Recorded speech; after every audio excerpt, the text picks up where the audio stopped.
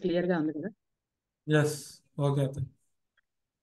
ప్రభు అయిన యేసుక్రీస్తు నామములో మరి చేరి వచ్చిన దేవుని బిడ్డలకు అందరికీ ప్రత్యేకమైన వందనాలు తెలియజేస్తా ఉన్నానండి.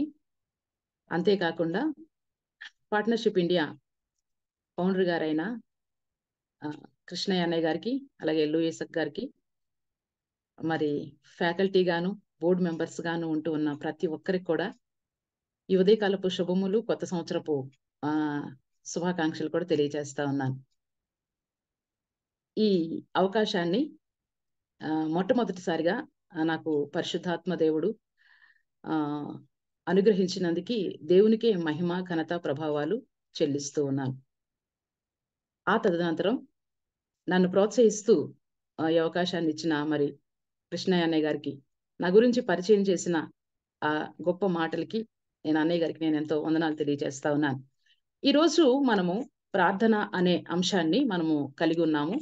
ప్రార్థన చేయటం ఎంత అవసరము, లేదా ప్రార్థన అనేది అవసరమా, ప్రార్థన చేయాలా, రక్షణ పొందిన వ్యక్తి లేదా ప్రతి మనిషి ప్రార్థన చేయాలా, చేస్తే ఎవరికి చేయాలి అనే కొన్ని అంశాలని మనము మాట్లాడుకుందాం. అసలు ప్రార్థన అంటే ఏంటి? ప్రార్థన అంటే మరి అడగటం, లేదా విన్నవించుకోవటం, లేదా విజ్ఞాపన చేయటం, లేదా అభ్యర్థించటం, లేదా ఒక ఉత్తరం రాయటం, ఆ ఉత్తరము రాసిన తర్వాత జవాబు కొరకు ఎదురు చూడటం, ఇంకా కొంచెం చెప్పాలని అంటే సంభాషించటం అని కూడా మనము చెప్పొచ్చు.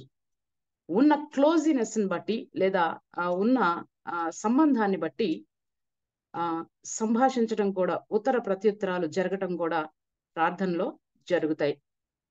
అయితే దీనిలో మరి ప్రార్థించే వ్యక్తి అవసరాన్ని బట్టి ప్రార్థన చేస్తారు. ఎవరు ప్రార్థన చేస్తారు అని అంటే, అవసరంలో ఉన్నవారు, ప్రమాదంలో ఉన్నవారు, శ్రమల్లో ఉన్నవారు, వేదనాభరితమైన జీవితాన్ని జీవిస్తూ ఉన్నవారు, ఇబ్బందికరమైన పరిస్థితుల్లో ఉన్నవారు, ఒంటరితనంలో ఉన్నవారు కూడా ప్రార్థన చేస్తూ ఉంటుంటారు. అవసరాల్లోనూ, అత్యవసరాల్లోనూ, మరి ప్రమాదకరమైన పరిస్థితుల్లో ప్రార్థన అనేది జరిగిస్తూ ఉంటుంటారు, లేదా అడగటం అనేది చేస్తూ ఉంటాం. అయితే ఈ ప్రార్థించే వ్యక్తికి లేదా అడిగే వ్యక్తికి ఒకవేళ అర్హత లేకపోవచ్చు, అవసరాన్ని బట్టి అడుగుతూ ఉండొచ్చు. కానీ ఎవరిని అడుగుతున్నామో అనేది చాలా ప్రాముఖ్యమైనది.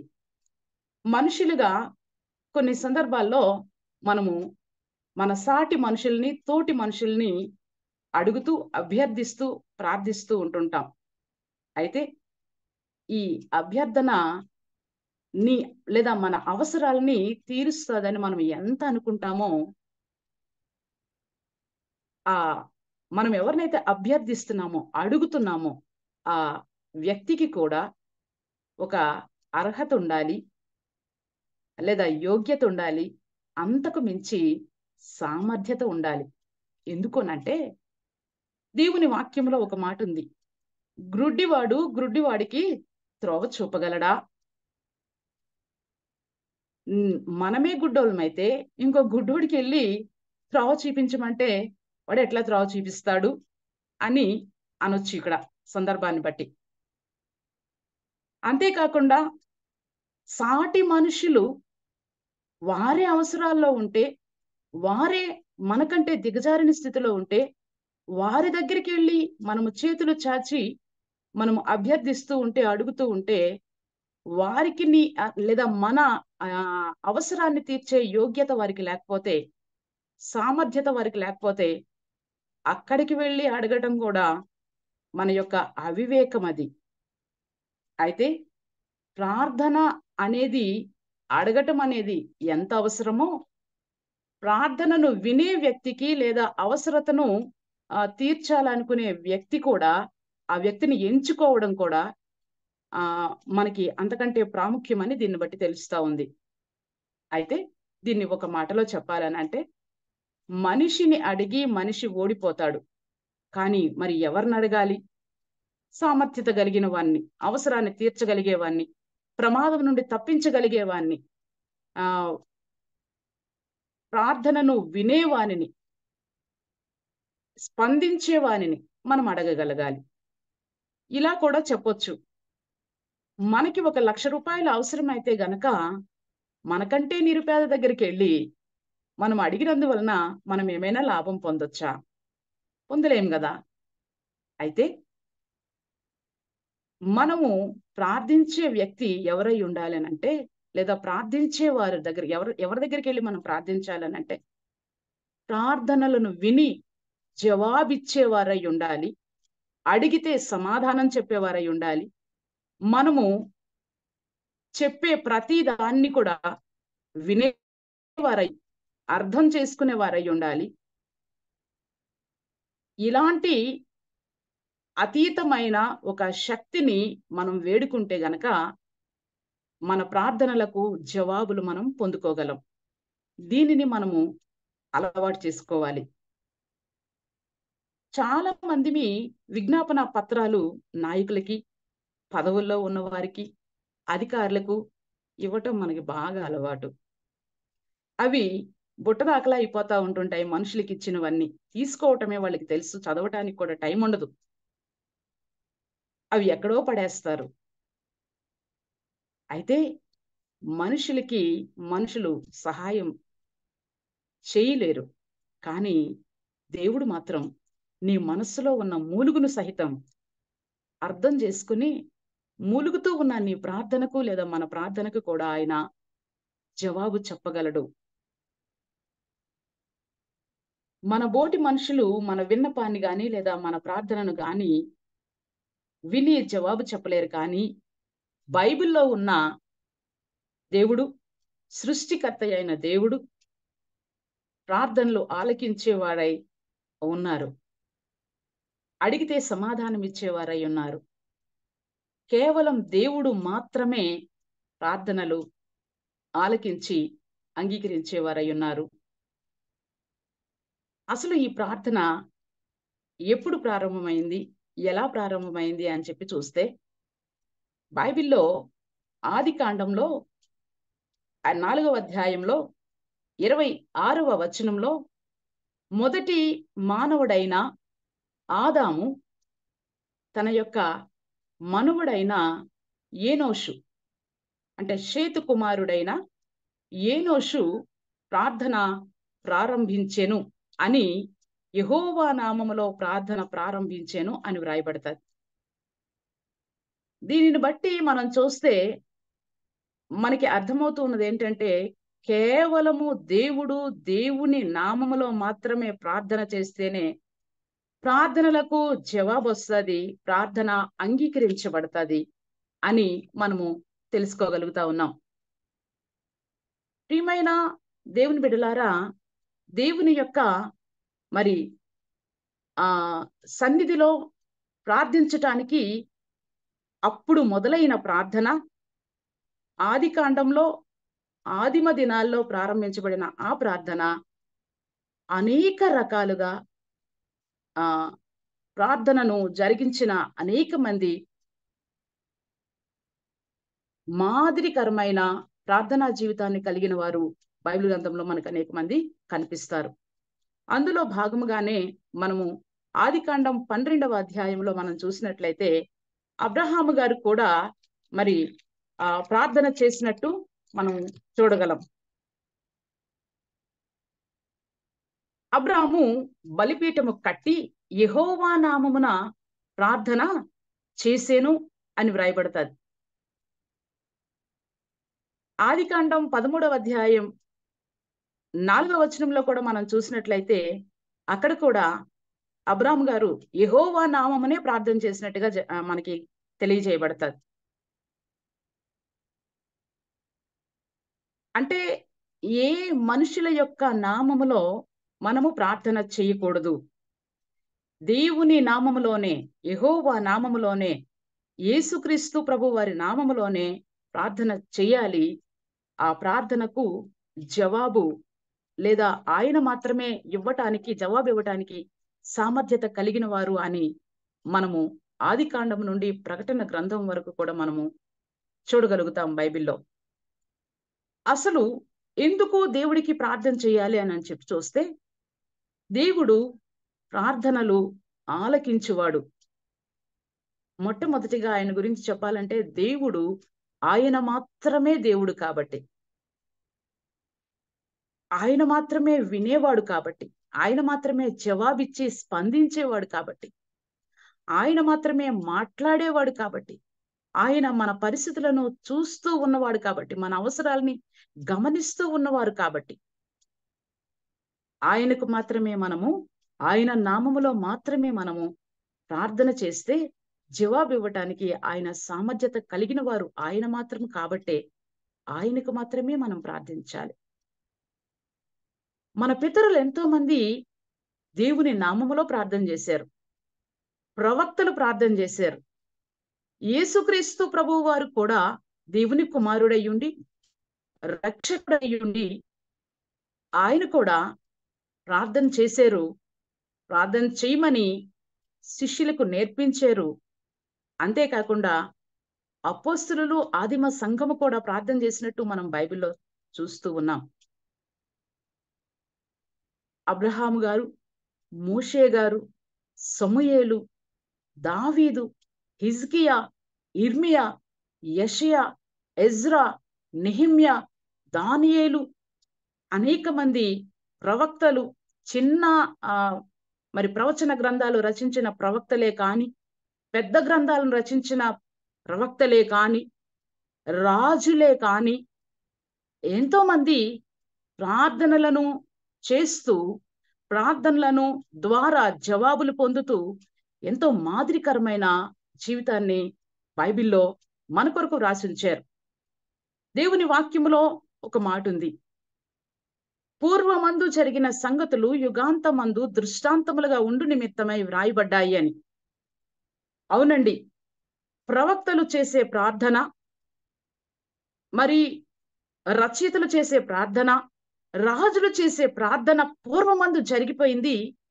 ఈ రోజుల్లో ఆ ప్రార్థనను మనం మాదిరిగా ఉంచుకొని మన అల్పమైన జీవితాల్లో, మనము ఎంత ఉన్నత స్టేటస్ కలిగినా, ఎంత అల్పమైన వారమైనా కానీ, కేవలం ప్రార్థన ద్వారానే దేవుని చేరుకోగలము, దేవుని దగ్గర నుంచి జవాబును పొందుకోగలము అని అవి దృష్టాంతములుగా వారి ప్రార్థనలు మన కొరకు వ్రాయబడ్డాయి. అంతేకాకుండా దేవుడు ఎంత సర్వశక్తిమంతుడో, ఎలాంటి అసాధారణమైన పరిస్థితుల్లో నుండి సమాధానము ఇచ్చాడో వారి జీవితాల్లో, వాటిని కూడా వ్రాసి ఉంచి దృష్టాంతములుగా మనము వాటిని ఆసరాగా తీసుకోవటానికి దేవుని గ్రంథంలో అనేక మంది ప్రార్థనా జీవితాలు వ్రాయబడ్డాయి. ప్రియమైన దేవుని బిడ్డలారా, యేసుక్రీస్తు ప్రభువు వారు మరి ప్రార్థన చేసినట్టుగా, ఆయన 33.5 సంవత్సరాలు శరీరధారిగా భూమి మీద ఉన్నప్పుడు ప్రార్థన చేసినట్టుగా కూడా మనం బైబిల్లో చూడగలుగుతాం. ప్రార్థన నేర్పించినట్టు చూస్తాం మనం. సమూయేలు గారు అంటారు, ప్రవక్త అయిన సమూయేలు మొదటి గ్రంథంలో 12వ అధ్యాయము 23వ వచనంలో ఆయన ఇలా మాట్లాడతారు, నేను ప్రార్థన చేయకపోతే మీ కొరకు నేను పాపం చేసిన వాడిని అవుతాను అని సమూయేలు గారు మరి ఇశ్రాయేలీయుల గురించి మాట్లాడతారు. ప్రవక్త అయ్యుండి కూడా, అంటే ప్రవక్తలు కూడా ప్రార్థించాలి, ప్రవచనాలు చెప్పేవారు కూడా ప్రార్థించాలి. ఒకవేళ ప్రార్థన చేయకపోతే నేను పాపము చేసినట్టు అని అంటాడు. ప్రార్థనకి ఎంత ప్రాధాన్యత ఉందో మన పాత నిబంధన భక్తుల్లో గాని, క్రీస్తు శకం క్రొత్త నిబంధనలో కాలంలో కానీ మనం బైబిల్లో నుంచి నేర్చుకోగలం. అయితే ప్రార్థన ఎలా చెయ్యాలి, ఏ భంగిమలో చెయ్యాలి, ఎలా చేస్తే ప్రార్థన అనేది మనకు కొన్ని ప్రశ్నలు ఉండొచ్చు. ప్రార్థన అనే దానికి నిశ్చితమైన సమయం గాని, నిశ్చితమైన మరి భంగిమలు గాని ఏమీ ఉండవని నా ఉద్దేశం. ఎందుకనంటే నా జీవితంలో నేను అనేక మందిని చూసినప్పుడు వారు అనారోగ్య పరిస్థితులను బట్టి, వారి యొక్క వయస్సు మళ్ళిన పరిస్థితులను బట్టి అనేక రకాలుగా కూర్చుని ప్రార్థన చేసేవారు, పండుకుని ప్రార్థన చేసేవారు, సాగిలపడి ప్రార్థన చేసేవారిని చూశాను. నేను కూడా 2021 ఆ సంవత్సరంలో, 22లో కరోనాతో బాధపడినప్పుడు, అంతేకాకుండా మరి వెన్ను సమస్యతో బాధపడినప్పుడు కూడా మంచం మీద ఉండి మోకరించలేక ప్రభు సన్నిధిలో కన్నీరు కార్చి మరి విలపిస్తూ ఉండేదాన్ని. మోకరించి ప్రార్థన చేయాలి, చేతులెత్తి ప్రార్థించాలి, లేకపోతే నిలవబడి ప్రార్థించాలి, సాగిలపడి ప్రార్థించాలి అనే భంగిమలు లేవు. అప్పుడు కూడా నాతో దేవుని సన్నిధి ఉండేది. ప్రభు యొక్క స్వరాన్ని ఆ ప్రార్థనలో కూడా నేను వినగలిగాను. మీకందరికీ, మీలో కొంతమందికి తెలిసి విషయం. ప్రియమైన దేవుని బిడ్డలారా, ఆరోగ్యాన్ని బట్టి, పరిస్థితులు, వయస్సు సహకరించిన దాన్ని బట్టి మనము ఎలాగైనా ఎప్పుడైనా ప్రార్థించొచ్చు. కొంతమందికి నడుస్తూ, బస్సుల్లో ప్రయాణం చేస్తూ ప్రార్థిస్తూ ఉన్నవారు నాకు తెలుసు. మీలో చాలా మందికి ఆ అలవాటు ఉండి ఉండొచ్చు. కీర్తనాకారుడైన దావీదు మరి 28వ కీర్తనలో 2వ వచనంలో చేతులెత్తి ప్రార్థించటం గురించి వ్రాస్తారు. అలాగే సమూయేలు వ్రాసిన మొదటి గ్రంథము మొదటి అధ్యాయం 26వ వచనంలో నిలవబడి ప్రార్థన చేసినట్లుగా మనం చూడగలుగుతాం. అలాగే రాజులు వ్రాయబడిన మొదటి గ్రంథము 8వ అధ్యాయము 54వ వచనంలో మోకరించి ప్రార్థించిన వారిని చూస్తాం మనం అక్కడ. అలాగే రాజులు మొదటి గ్రంథంలో 18:42వ వచనంలో తల వంచి మోకరించి సాగిలపడిన ప్రార్థనను మనం అక్కడ చూస్తాం. మనం ప్రియమైన దేవుని బిడ్డలారా, మన పరిస్థితులు అనుకూలించిన దాన్ని బట్టి, మన పరిస్థితులు మనకి పర్మిట్ చేసిన దాన్ని బట్టి ఆగకుండా సాగిపోవాలి. నా పరిస్థితులు సహకరించలేదండి, నేను ప్రార్థించలేకపోతున్నాను, నేను మోకరించడానికి నాకు టైం లేదండి, మోకరించడానికి నా పరిస్థితులు సహకరించలేదండి, లేకపోతే నా చుట్టూ జనాలు ఉన్నారు, మా ఇంట్లో ఉన్నారు అని అనటానికి వీలు లేదు. నా బాడీ వంగటం లేదండి, నా మోకాళ్ళు వంగటం లేదండి, దేవునితో నేను మాట్లాడాలని అనుకుంటున్నాను అని చెప్పటం అనేది సాకులవి. ప్రార్థన ఇలాగే చెయ్యాలని బైబిల్లో ఎక్కడ వ్రాయబడి లేదు. కాబట్టి మనము ఎట్లయినా గాని ప్రార్థన అనే ఒక మంట, ఒక తపన మనలో కలిగి ఉంటే తప్పనిసరిగా దేవుడు మన ప్రార్థనలను ఆలకించడానికి సిద్ధంగా ఉన్నారు, సమీపంగా ఉన్నారు. ప్రియమైన దేవుని బిడ్డలారా, అయితే ఎప్పుడు ప్రార్థించాలి, లేదా ఏ విషయాల కొరకు ప్రార్థించాలి అని చెప్పి మనం చూసినట్లయితే బైబిల్లో కొన్ని సందర్భాల్ని ఈ రోజున మనం ఎత్తి మాట్లాడుకోవచ్చు. కీర్తనకారుడైన దావీదు గారు కీర్తనల గ్రంథం 51వ అధ్యాయంలో నేను పాపం చేశాను, పాపములోనే నా తల్లి గర్భం ధరించింది, నన్ను క్షమించుము అని చెప్పి ప్రార్థన చేస్తారు. క్షమాపణ కొరకు మనం ప్రార్థన చేయాలి. పాపముల యొక్క విడుదల కొరకు, పాపములను నుండి విడుదల కొరకు, పాపముల క్షమాపణ కొరకు ప్రార్థన చేయాలి. దేవుని కాపుదల కొరకు కూడా ఇదే కీర్తనకారుడు 59వ అధ్యాయంలో ప్రార్థన చేసినట్టుగా మనము చూడగలుగుతాం. అలాగే కీర్తనల గ్రంథం 22వ అధ్యాయంలోను 61వ అధ్యాయంలోను స్వస్థత కొరకైన ప్రార్థనలు మరి చేసినట్టుగా దావీదు గారు చేసినట్టుగా మనం చూడగలుగుతాం. 109వ కీర్తనలో న్యాయము కొరకు ప్రార్థన చేసినట్లుగా చూస్తాం మనం. అంటే మన ప్రార్థనలు మన అవసరాన్ని బట్టి దేని కొరకైనా మనం ప్రార్థన చేయొచ్చు. దేవుడు ఆయన మన ప్రార్థనలకు జవాబు ఇవ్వటానికి ఆయన సామర్థ్యత కలిగిన వాడు. ప్రతి అసాధ్యాన్ని కూడా ఆయన సాధ్యపరచగలిగిన దేవుడై ఉన్నాడు. కాబట్టి నీవు దేవునికి, లేదా మనము దేవునికి ప్రార్థన చేస్తున్నామని ఉద్దేశం కలిగి అసాధ్యాలను సైతము సుసాధ్యము చేయగలిగిన, మరి పాపక్షమాపణ విషయమైన, వైద్యులకు అసాధ్యం అని చెప్పి అనిపించే స్వస్థత కొరకైనా, సమస్యల కొరకైనా, అన్యాయాన్ని అనుభవిస్తూ ఉన్న సమయంలో కూడా మనము దేవునికే ప్రార్థించాలి. కోర్టుల దగ్గరికెళ్ళి, నాయకుల దగ్గరికెళ్ళి, మనుషుల దగ్గరికెళ్ళి అభ్యర్థించుకునే బదులు దేవుని సన్నిధిలో మనం ప్రార్థన చేస్తే చక్కటి జవాబు, చక్కటి న్యాయం దేవుడు మనకి జరిగిస్తారు. ఎజ్రా, నెహెమ్యా అనే మరి గొప్ప ప్రవక్తలున్నారు. వారు మంచి ప్రవక్తలే కాకుండా ప్రార్థనా పరులు కూడా. వారు కొరకు 2 గ్రంథాలే వ్రాయబడ్డాయి వారి ప్రార్థనా జీవితాన్ని. యిర్మీయా విలపించే ప్రవక్త, అంటే ప్రవక్తే కాకుండా ప్రార్థిస్తూ, ఏడుస్తూ, కన్నీరు కార్చే ప్రవక్తగా మనకు కనిపిస్తాడు. ఎజ్రా, నెహెమ్యాలైతే మరి దేవాలయం పాడైపోయినప్పుడు, పడిపోయినప్పుడు, కాల్చబడినప్పుడు వారి హృదయము వేదన చెంది దేవుని సన్నిధిలో వారు ప్రార్థన చేసినట్టుగా మనము చూడగలుగుతాం. అంటే సంఘం తిరిగి పునరుద్ధరించబడ్డానికైనా, మందిరాలు తిరిగి కట్టబడ్డానికైనా ప్రార్థన ఎంత అవసరమో ఎజ్రా, నెహెమ్యాలు మనకి తెలియచేస్తారు. అంతేకాకుండా మరి ఎక్సడస్, నిర్గమాకాండంలో మనం చూసినట్లయితే 32వ అధ్యాయము 10వ వచనంలో, అలాగే 11వ వచనం నుండి 14వ వచనం వరకు మనం చూస్తే అక్కడ దేవుడు, మోషే ఇద్దరు సంభాషించుకున్నట్టుగా మనం చూడగలుగుతాం. ఏంటి విషయము అని చెప్పి చూస్తే, మోషే సీనాయి పర్వతం మీదకి వెళ్ళినప్పుడు ఇశ్రాయేలీలు ఘోరమైన తప్పిదం చేస్తారు.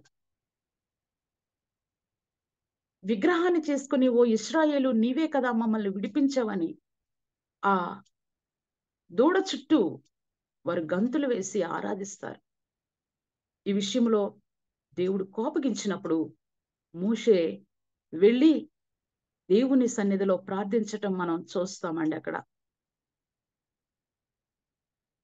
మోషే దేవుని కోపాన్ని ఆపటానికి ప్రార్థనను ఒక మార్గంగా తీసుకుంటాడు. ఇశ్రాయేలీయుల యొక్క పాప క్షమాపణ నిమిత్తం మధ్యవర్తిగా మోషే వెళ్ళి ప్రార్థన చేసినట్టుగా మనం చూస్తాం. దీనిని బట్టి చూస్తే ప్రార్థన అనేది ఆయా సందర్భాల్లో, ఆయా విషయాల్లో అనేక రకాలైన ఆధ్యాత్మిక, భౌతిక, శారీరక, వ్యక్తిగత, సామాజిక, కుటుంబ అవసరాల, ఆరోగ్య, ఆర్థిక, అసాధారణమైన పరిస్థితులను కూడా, సమస్యాత్మకమైన విషయాలను కూడా, జటిలమైన వాటిని కూడా విడిపించటానికి ప్రార్థన అనే తాళపు చెవి దేవుడు మన చేతిలో పెట్టాడని భక్తుల ద్వారా, వారి సజీవ సాక్ష్యాల ద్వారా బైబిల్ మనకి రుజువు చేస్తా ఉంది. ప్రియమైన దేవుని బిడ్డలారా, ప్రార్థన అనే 3 అక్షరాలకి ఎంత పవర్ ఉందో చూసారా? ప్రార్థన అనే 3 అక్షరాల పదానికి ఎంత శక్తి ఉందో తెలుసా? దేవుడే దిగి వచ్చి నేను వారి పాపములను క్షమిస్తున్నాను అని ఒక్క మనిషితో, సర్వాధికారి అయిన దేవుడు, సార్వభౌమాధికారము కలిగిన దేవుడు, పాపమును సహించలేని దేవుడు ప్రజల పాపములను క్షమించటానికి ప్రార్థన ద్వారానే దిగి వచ్చాడు. ఆయన ప్రార్థన చేయటం వల్లనే ఈ రోజున మన అవసరాలు ఏవైనా కానీ ఆయన ప్రార్థన ద్వారానే, మన ప్రమాద పరిస్థితులు ఏవైనా, ఏ ద్వారాలు మూయబడినా కానీ ప్రార్థన ద్వారానే ఆయన తెరవగలరు. ఆయన మాత్రమే అట్టి సామర్థ్యత కలిగిన వారు. ఆయన నామమునకు మాత్రమే, ఆ దేవుని నామమునకు మాత్రమే, ఆ యేసుక్రీస్తు ప్రభువారి నామమునకు మాత్రమే అట్టి సామర్థ్యత ఉంది. ఈరోజు యేసు ప్రభువారి ప్రార్థనను గురించి కొన్ని విషయాలు మనం నేర్చుకుని ముందుకు వెళ్దాం.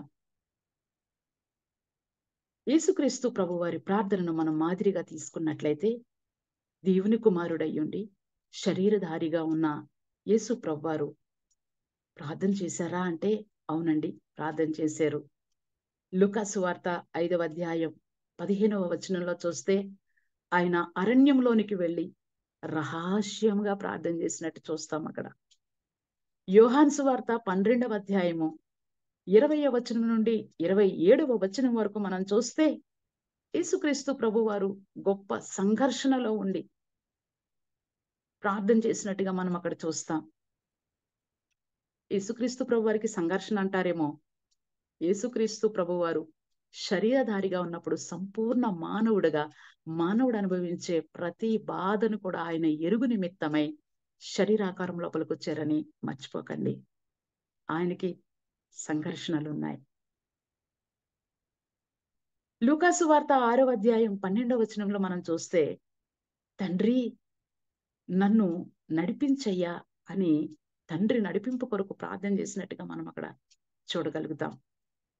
యోహాను సువార్త 17వ అధ్యాయము 6వ వచనంలో మనం చూస్తే అక్కడ యేసుక్రీస్తు ప్రభువారు తండ్రికి విజ్ఞాపన చేశారు. మానవుడిగా ఉన్న ఆ దేవుని కుమారుడు మనుషుల నిమిత్తమై, తన శిష్యుల నిమిత్తమై, సర్వమానవాళి నిమిత్తమై ఆయన విజ్ఞాపన చేసినట్టు యోహాను సువార్త 17వ అధ్యాయం 6వ వచనంలో మనం చూడగలుగుతాం. లూకా సువార్త 10వ అధ్యాయము 21వ వచనంలో మనం చూస్తే యేసుక్రీస్తు ప్రభువారు కృతజ్ఞతాస్తుతులు చెల్లిస్తూ ప్రార్థన చేసినట్లుగా మనం చూడగలుగుతాం. మరి లూకా సువార్త 9వ అధ్యాయము 28 నుండి 36వ వచనం వరకు మనం చూస్తే అక్కడ యేసుక్రీస్తు ప్రభువారు కొండ మీదకి వెళ్ళి అక్కడ రూపాంతరపరచబడిన అనుభవాన్ని మనం చూస్తాం. దీన్ని ఇలా అనొచ్చు, మహిమతో సహవాసం కొరకు. ఎందుకంటే అక్కడికి మహిమ దిగి వస్తుంది, శిష్యులు కూడా చూస్తారు. చూసి నీకొక పర్ణశాల కడతాం, ఏలియాకు ఒక పర్ణశాల కడతాం, మోషేకు ఒక పర్ణశాల కడతామని మరి శిష్యులు మాట్లాడటం చూస్తాం. అంటే మహిమతో సహవాసం చేయటానికి ఆయన ప్రార్థన కొరకు కొండ ఎక్కినట్టుగా, రూపాంతరపరచబడిన కొండ ఎక్కినట్టుగా చూడగలుగుతాం. చివరిగా యేసుక్రీస్తు ప్రభువారు లూకా సువార్త 22వ అధ్యాయంలో 39వ వచనం నుండి 46వ వచనం వరకు చూసుకున్నట్లయితే ఒక ప్రత్యేక ప్రార్థన చేస్తారు ఆయన. దేని కొరకునంటే శిలువ నిర్గమము కొరకు, లోక కళ్యాణార్థం రక్తం చిందించుట కొరకు, లోకంలో ఉన్న మనుషుల పాపములన్నిటినీ క్షమించుట కొరకు ఆయన ఏం చెయ్యాలో అది ముగించుట కొరకు ఆయన ముందుగా ప్రార్థన చేశారండి. దయచేసి దీనిని బట్టి నాకు అర్థమైంది ఏంటంటే, ఏ పనైనా ప్రార్థన ద్వారానే ప్రారంభించబడాలి, ప్రార్థన ద్వారానే జవాబును పొందుకోవాలి. ఇక్కడ లూకా సువార్త 22వ అధ్యాయం 40వ వచనంలో చూస్తే యేసుక్రీస్తు ప్రభువారు ప్రార్థన చేయండి అని చెప్పి ఆయన కూడా ప్రార్థన చేయటానికి వెళ్ళినట్టుగా మనం చూడగలం. అంటే ప్రార్థన చెయ్యమన్న వారు ముందు ప్రార్థన చెయ్యాలండి, అప్పుడే ఎఫెక్టివ్గా ఉంటుంది. మనము క్రమశిక్షణ కలిగి మన పిల్లలకు చెప్తే పిల్లలు తప్పనిసరిగా ఆ క్రమశిక్షణ నేర్చుకుంటారు. మనమే అక్రమముగా ఉండి పిల్లలకి క్రమశిక్షణ నేర్పిద్దామని అంటే అది జరగని పని. మనము దేవునికి విధేయులము కాకుండా, పెద్దలకు విధేయులము కాకుండా మన పిల్లలు మనకి విధేయులు అవ్వాలని అంటే అది జరగని పని. అది మన అనుభవంలో మనకందరికీ బాగా తెలుసు. యేసుక్రీస్తు ప్రభువారు కూడా అదే క్రమాన్ని మరి చూపించారు, చేశారు, నేర్పించారు. ఇప్పటికీ మనము నేర్చుకోవాల్సిన వారమై ఉన్నాం. 41వ వచనం 22వ అధ్యాయం లూకా సువార్త 41వ వచనం 43వ వచనంలో చూస్తే ఆయన రాతివేత దూరానికి వెళ్ళి మోకాళ్ళుని ఆయన మరి ప్రత్యేకంగా ఒంటరిగా మరి రహస్యంగా బాధాపూర్వకంగా దేవుని చిత్తానికి, దేవుని ఇష్టానికి అప్పగించుకుంటూ చివరిగా ఆయన పలికిన పదం ఏంటనంటే, నా ఇష్టము కాదు, నీ ఇష్టమే, నీ చిత్తమే. అంటే ప్రార్థనలో మనం మన ఇష్టాలని చంపుకొని తండ్రి ఇష్టానికి, తండ్రి చిత్తానికి అప్పగించుకోవడమే ప్రార్థన అనేది ఆ వచనాల్లో మనం చూడగలుగుతాం. అంతేకాకుండా 44వ వచనంలో అని రాయబడుతుందండి, వేదన పడి మరింత ఆతురముగాను రాయబడతారు. యేసుక్రీస్తు ప్రభు వారి యొక్క ప్రార్థన కొరకైన ఆయన తపన మాదిరి మనకి ఎలా ఉందంటే, శిలువ నిర్గమానికి, ప్రాణం పెట్టడానికి, పాపములను క్షమించటానికి, తండ్రి చిత్తాన్ని నెరవేర్చటానికి ప్రార్థన ద్వారానే ఆయన సిద్ధపడతా ఉన్నారు. ఆయన తండ్రి అప్పగించిన పనిని నిర్వర్తించటానికి ప్రార్థన ద్వారానే సిద్ధపడతా ఉన్నారు. దాన్ని ఎట్లా అంటే వేదన పడ్డారంట, మరింత ఆతురపడ్డారంట. ప్రియమైన దేవుని బిడ్డలారా, దేవుని పని చేయటానికి నీకు ఎంత ఆతురం ఉందో దానిని ప్రార్థన ద్వారా నీవు చేయడానికి, త్రూ ప్రేయర్, ప్రార్థన ద్వారా మాత్రమే అది జరిగించటానికి, ప్రార్థన ద్వారా మాత్రమే విజయం సాధించటానికి, ముగించటానికి మనకి ఆతురత ఉందా? మనం ఆతురత పడగలుగుతూ ఉన్నామా? యేసుక్రీస్తు ప్రభు వారు దేవుని కుమారుడయ్యుండి, కారణ జన్ముడయ్యుండి, ఆయనే అంతగా ప్రార్థన చేసి సిద్ధపడి తండ్రి చిత్తాన్ని నెరవేర్చటానికి వేదన పడితే మనం ఇంకెంత వేదన పడాలి కదా? మనకి ఇంకెంత వేదన పడాల్సిన అవసరం ఉంది కదా? ఈ రోజుల్లో కన్నీరు కార్చటం మనుషులకి దూరం అయిపోయిందండి. భారంతో ప్రార్థన చేసే సమయం లేదండి.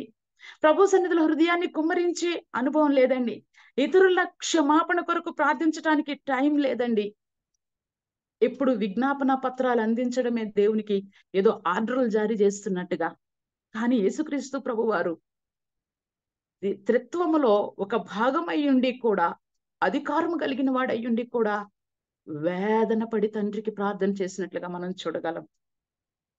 అందులో మనకి తగ్గింపు కనిపిస్తుంది, అందులో సెపరేషన్ లైఫ్ కనిపిస్తుంది, అందులో నన్ను నేనుగా నా తండ్రికి నేను అప్పగించుకోవాలి అనే విషయం కనిపిస్తుంది. తండ్రి ఏం చెప్తే అది నేను ఇక చెయ్యాలి అనే ఒక గొప్ప నిర్ణయం కూడా మనకు కనిపిస్తుంది. ఇంకా ఎంతలా ప్రార్థన చేశారంటే, అతని యొక్క యేసుక్రీస్తు ప్రభు వారి యొక్క చెమట రక్తపు బిందువుల వలె ఆయను అని వ్రాయబడుతుందండి.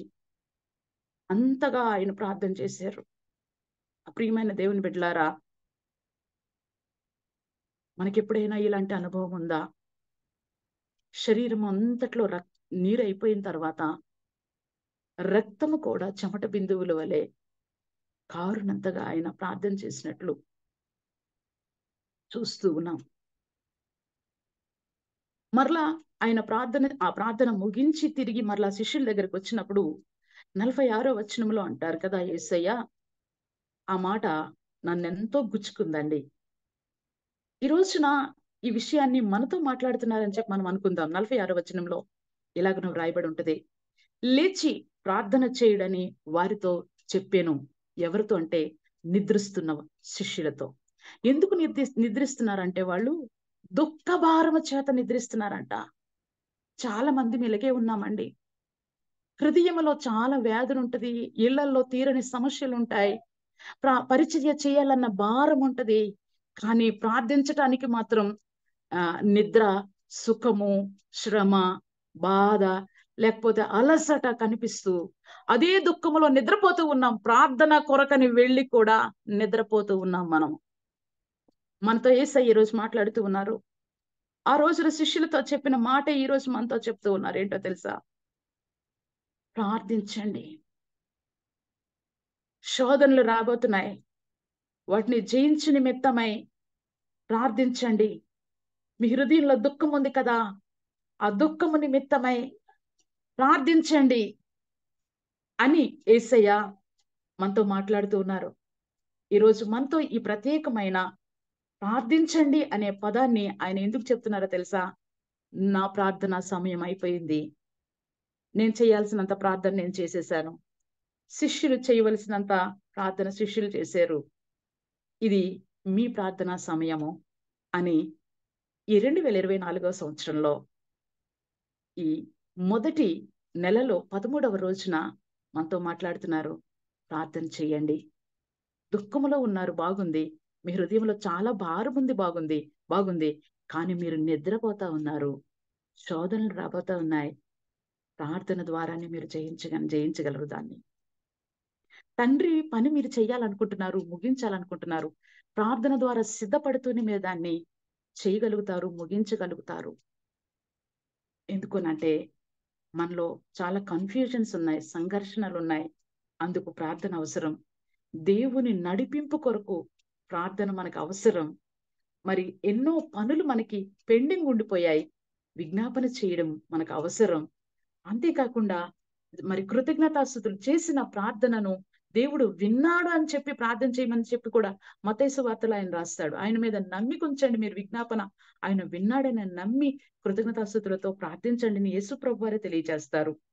అంతేకాకుండా ఆయన సహవాసము మరి ఆయన మహిమ మనకి ఎంతో అవసరమని ఎరిగి మనం ప్రార్థించాలి.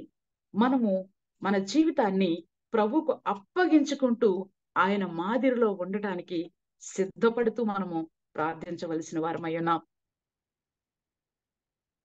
ఆయన ప్రార్థించండి అని చెప్పారు అంటే ఇది ఆజ్ఞగా కూడా మనం తీసుకోవచ్చు.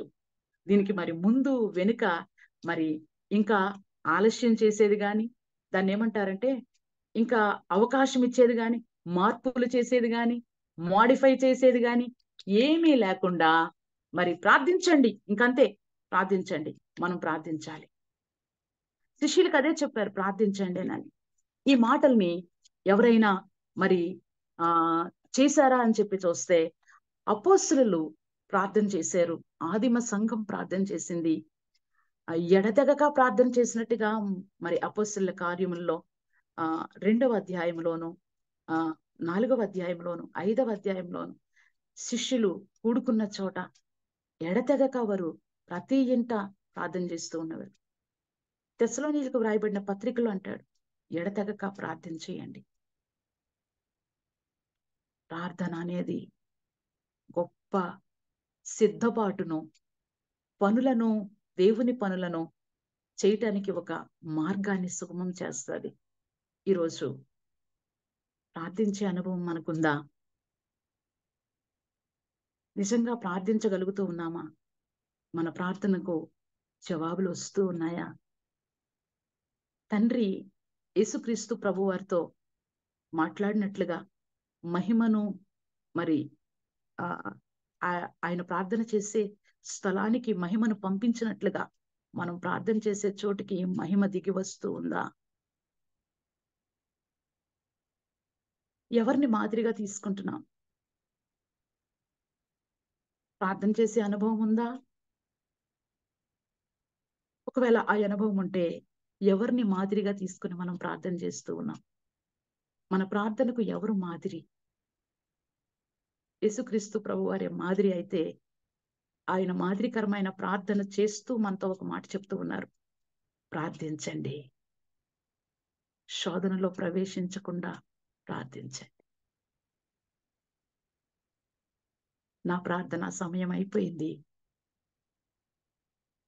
మీరు ప్రార్థించే సమయం వచ్చింది.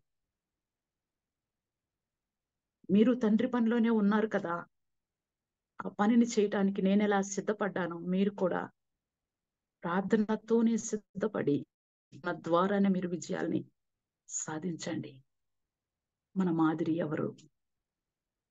దేవుడి మాటల్ని దీవించుగాక. నా మాటలు నేను ముగిస్తూ ఉన్నాను. చైర్పర్సన్ గారికి నేను అందిస్తూ ఉన్నాను. ప్రార్థన చేసుకుందాం.